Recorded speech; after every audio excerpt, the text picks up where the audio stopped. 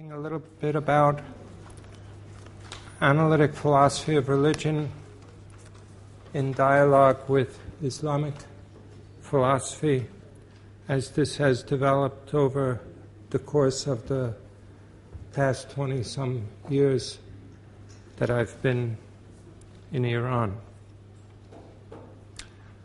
And then we'll take a short break, and then I'll talk a little bit about concepts of God in the Shiite tradition.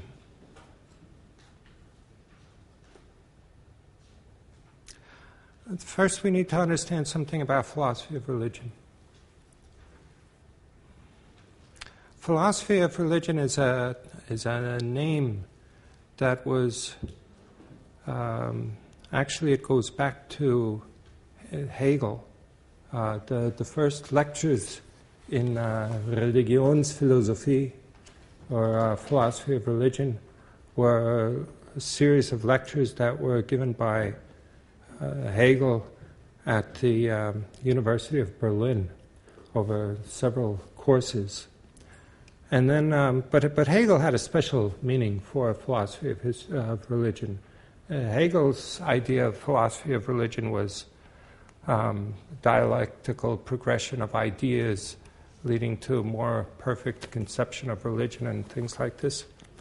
And but philosophers through the millennia, Muslim philosophers especially, and also Christian, Jewish, atheist philosophers have all been interested in philosophical examination of religious ideas.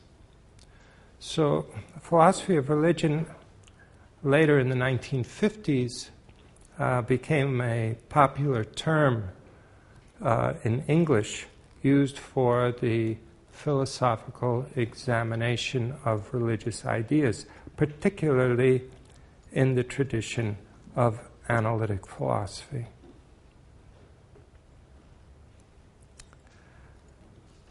Now, in order to understand the Iranian reception of philosophy of religion as it developed in the West, we need to review several features of the religious and philosophical situation in Iran that provides a context for that reception.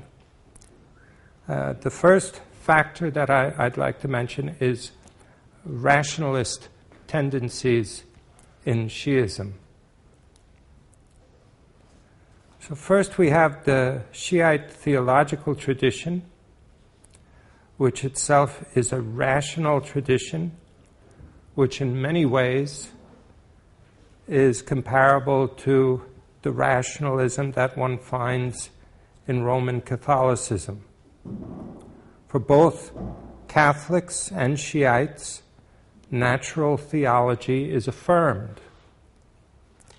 That is, in both traditions, it's held that basic religious truths can be discovered through the proper employment of reason without the aid of special revelation.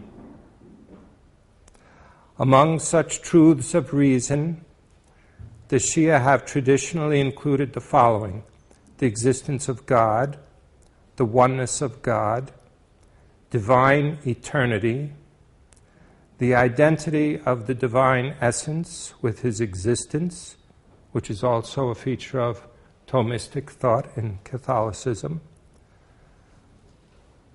divine simplicity, divine justice, omnipotence, and many of the other attributes of God. The Shia have also defended rationalism in ethics in famous debate of the early Mutakallimin between the Ash'arites and the Mu'tazilites. The Shia affirmed that we could understand husn qubbe aqli, that is good and evil, rational good and evil. And according to this idea, there are basic moral truths that human beings are able to understand through the use of reason without appeal to special revelation. For example, the proposition that oppression is wrong. The second factor that we need to pay attention to is theoretical mysticism, or Erfane Nazari. This is a tradition which remains a subject of serious academic study in Iran.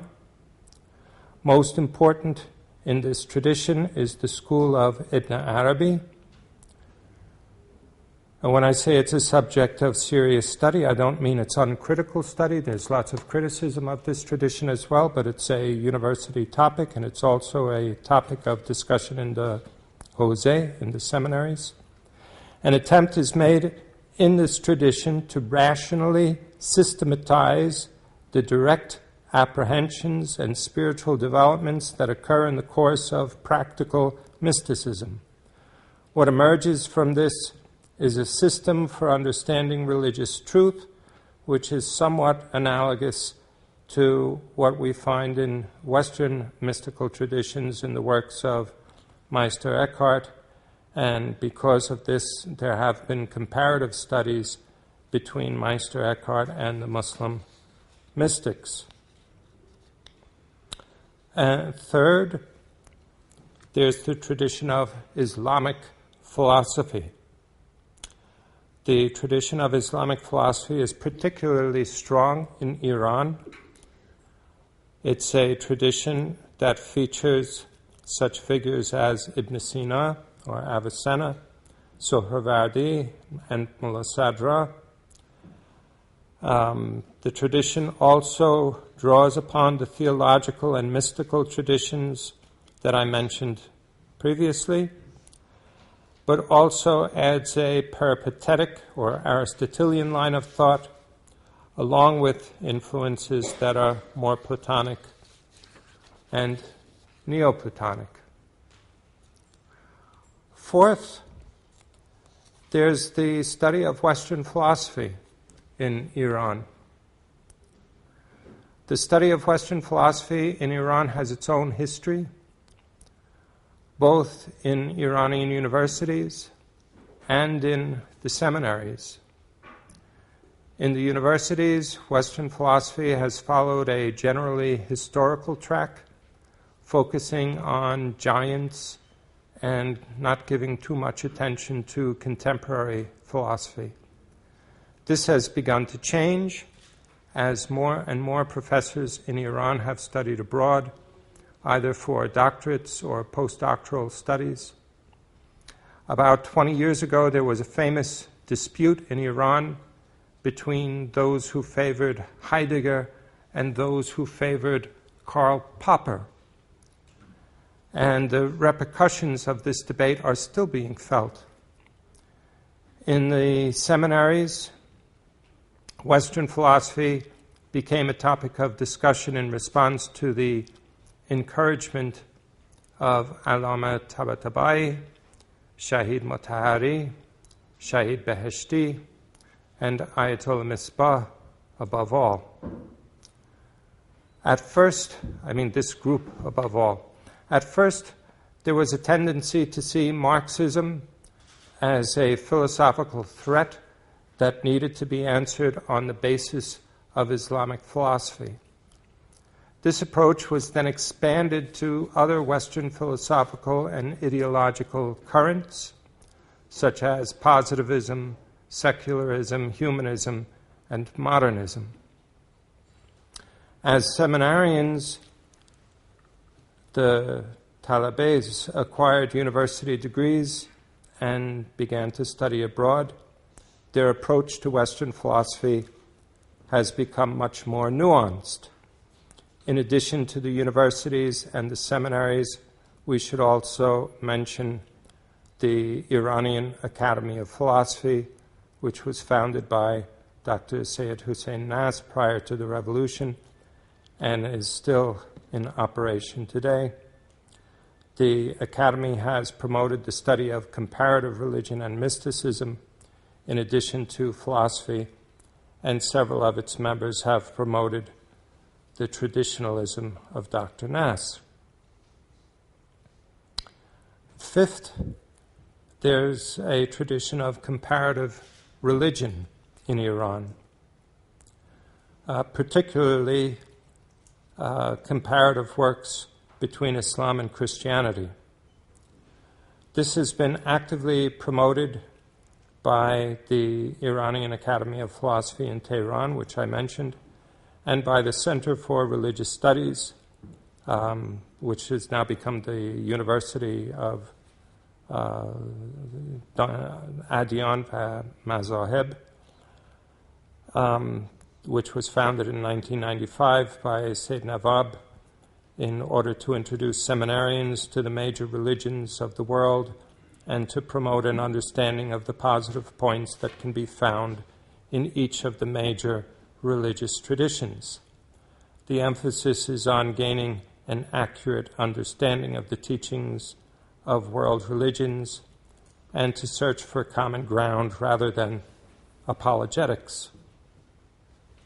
Comparative religion, and particularly mysticism, was promoted at the Academy of Philosophy in Tehran in order to support the traditionalist claim of the transcendent unity of religions. As a result of these initial efforts, both in the seminaries and in the universities, there's a certain amount of receptivity for some kind of religious pluralism. And this whole topic of religious pluralism, which we'll discuss further tomorrow, inshallah, has also become a topic of academic research. All of these 5 elements that I mentioned have been developed further in recent years, and they made for a very fertile ground for the reception of philosophy of religion in Iran.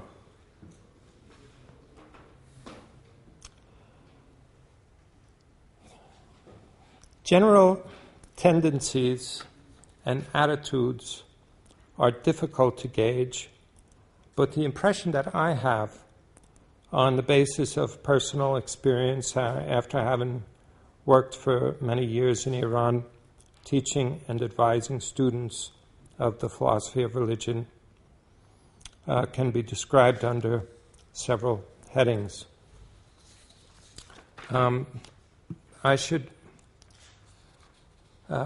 make one caveat, though, that for every heading or tendency that I'm going to mention, you can find Iranian thinkers who would swim against the current and who have opposing views.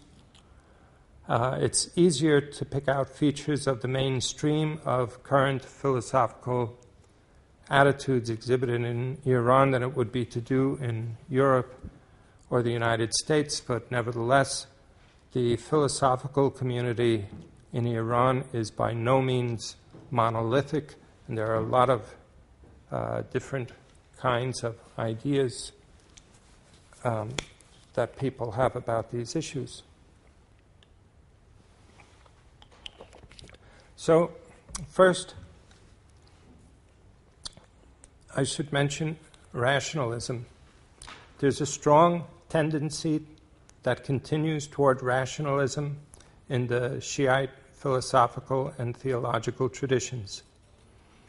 Even in the academic study of Islamic mysticism, there's a focus on rational systematization of doctrines of the mystics, such as Ibn Arabi and others.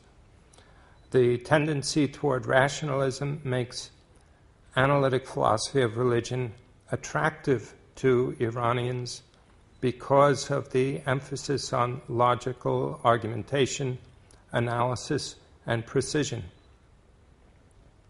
Second, there's a tendency towards foundationalism. Current epistemological trends among those working in Islamic philosophy are very strongly foundationalists. The foundationalism popular among Iranian philosophers, however, is a rationalist foundationalism rather than anything like the foundationalisms of the empiricist tradition that culminated in the variations on phenomenalism that died out in the West by the 1960s. Iranian rationalist foundationalism stresses the need for certainty regarding ultimate premises, where such certainty is understood in terms of unmediated knowledge, which is usually in Islamic philosophy said to stem from knowledge by presence, or ilm huzuri. Since virtually none of the Western analytic philosophers of religion are sympathetic to this sort of rationalist foundationalism, Iranian readers are often disappointed in the outcomes of Western analytic attempts to defend religion. On the other hand, analytic discussions of rationality and justification in epistemology have attracted widespread attention both in the universities and the seminaries, and there's some movement toward a critique of Western skepticism about the a priori and rational foundationalism, with the hope that this critique can be used to defend a more rationalist philosophy of religion than is found in analytic writings on this subject. And again, I want to emphasize that this is the dominant trend, but it's by no means the only one with regard to questions of epistemology in the philosophy of religion. Third is anti-relativism. The religious anthropology favored by Muslim scholars in Iran stresses a kind of essentialism that is incompatible with relativism, whether moral relativism, logical relativism, or epistemological relativism. Attempts by Western writers to accommodate any kind of relativism or perspectivalism are thus met with skepticism by the Iranian philosophical community. Since several leading analytic philosophers have also taken a stand against relativism, this leads Iranian thinkers to feel that they have common cause with the analytic tradition in this regard.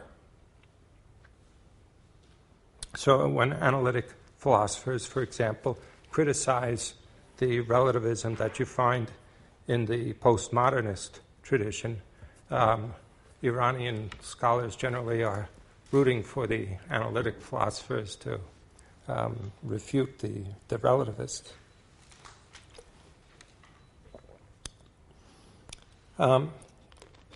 Fourth tendency is the Irfani tendency. There's considerable interest on the part of most, but not all, Iranian philosophers in Irfan, even among those who consider themselves to be opponents of various doctrines associated with Sufi traditions, but they're still interested in it. I mean, even if you're opposed to it, you could still be interested and want to read about it.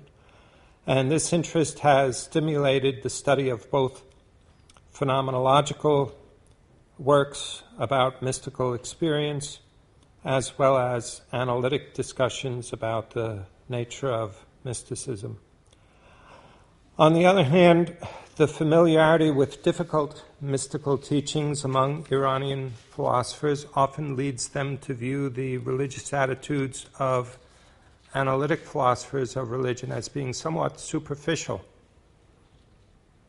So people who are very much familiar with the discussions in the Islamic tradition of mysticism generally are disappointed in discussions about religion that you find among Western analytic philosophers. Fifth tendency is comparative research. Western analytic philosophy of religion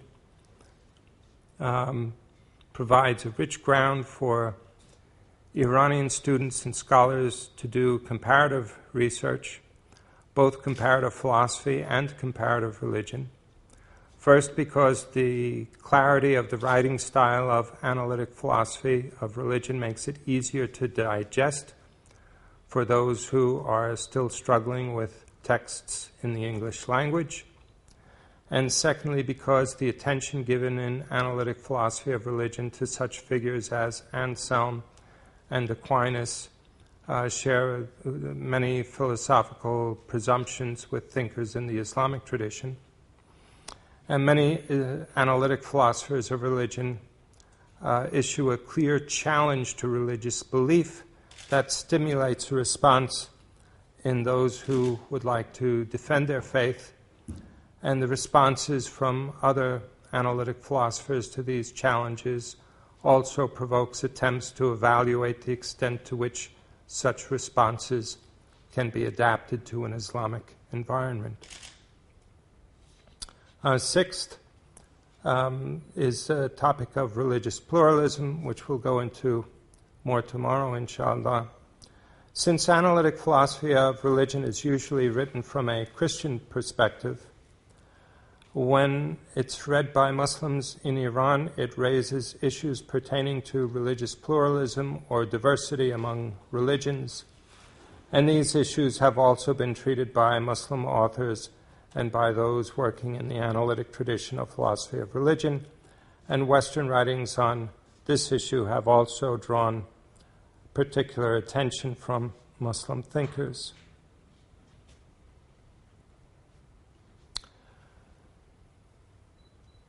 Iranian interest in analytic philosophy of religion is exhibited in various ways: translations, conferences, publications of books and articles, dissertation topics, and programs of study. The first exposure of the Iranian philosophical community to analytic philosophy of religion began around 1990, both in Qom and in Tehran, among various people.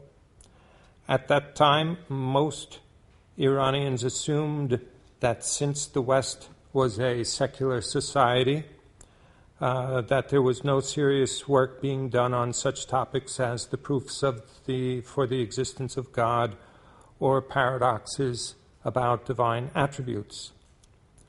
The reaction in Iran when scholars learned that that was not the case, that there was lots of work being done in these areas, was very enthusiastic.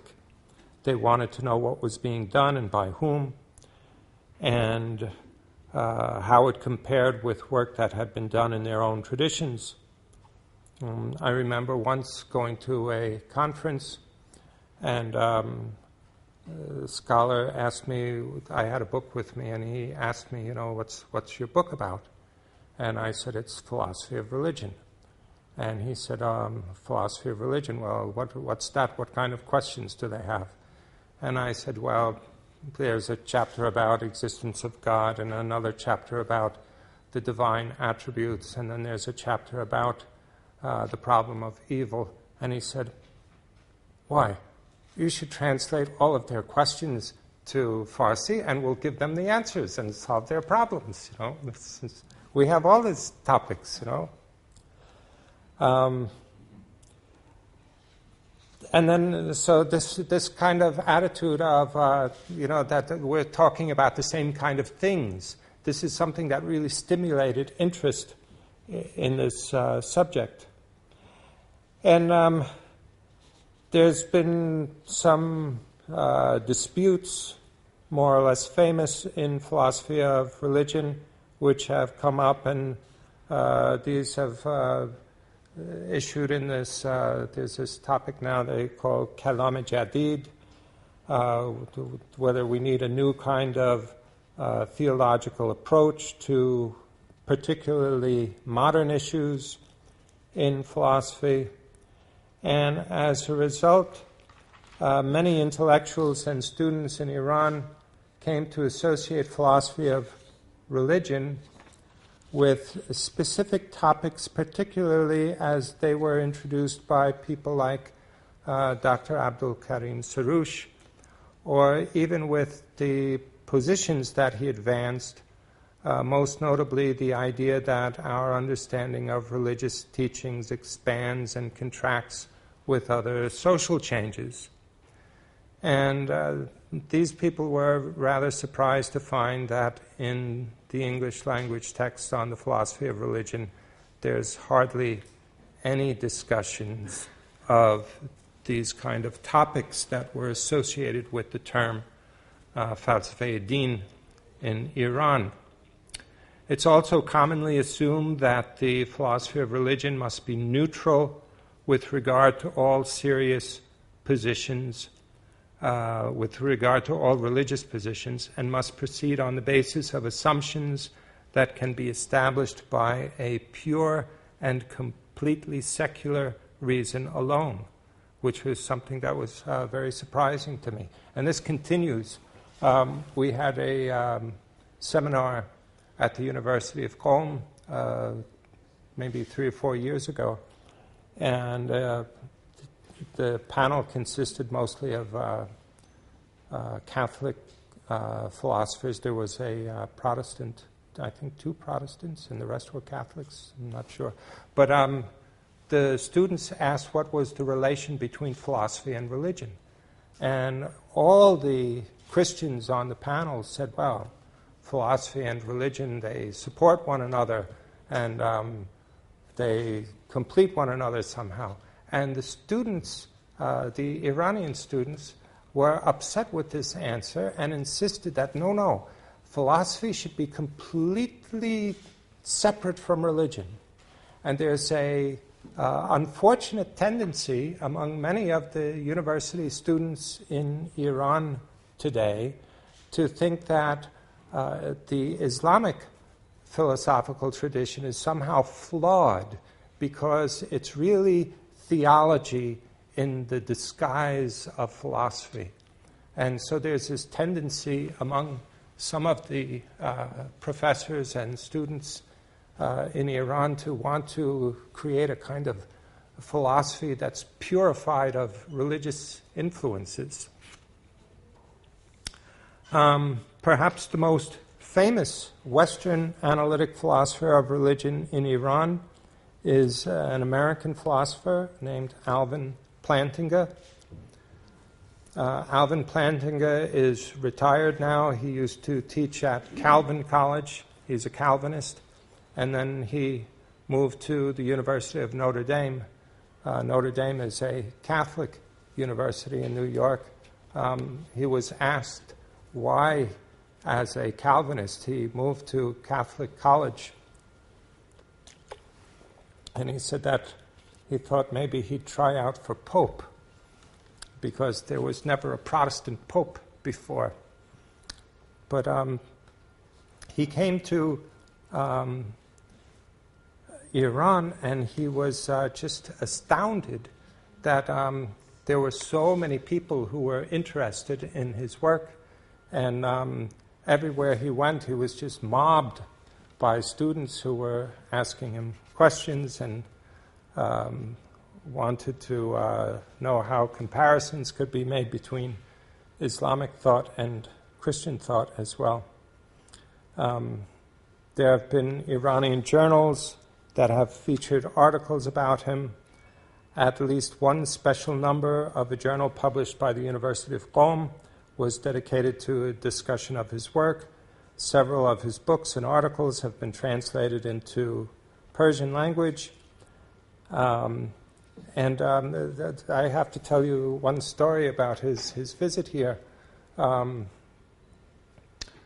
He had a meeting with Ayatollah Misbah Yazdi, and Ayatollah Misbah Yazdi told him that Christians and Muslims need to work together more, particularly as we approach the end of time.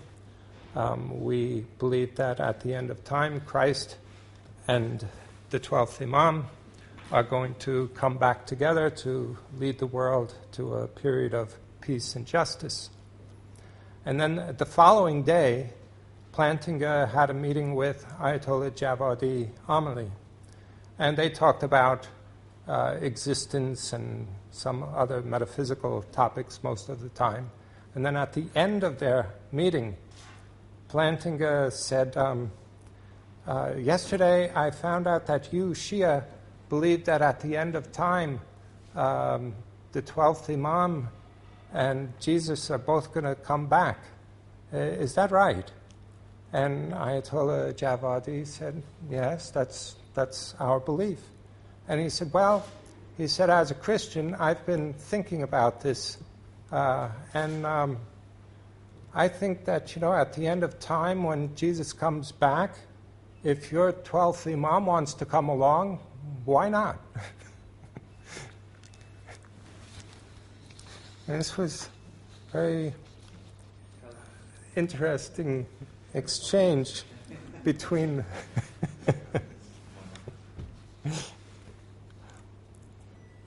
in addition to the dissertations that I've mentioned, there's now a PhD program in philosophy of religion that's begun in Qom at the Imam Khomeini Education and Research Institute and at several other universities.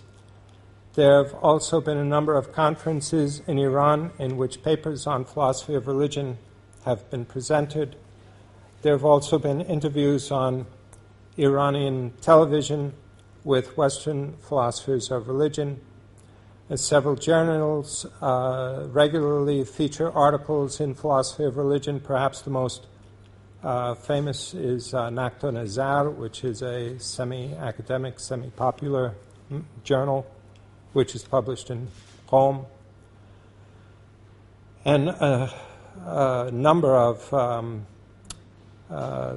famous Western philosophers of religion have also visited Iran now and consistently have been impressed with the level of philosophical discussion of the issues that are common to both Western philosophy of religion and the Islamic tradition.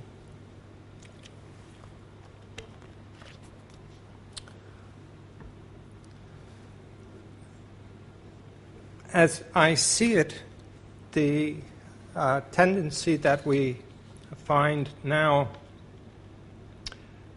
is one in which there's ever more exchange of ideas between people from the Western tradition, people writing in the tradition of philosophy of religion, and those who are doing work in the various traditions of Islamic thought that I mentioned. In this exchange, I believe that there's a very good opportunity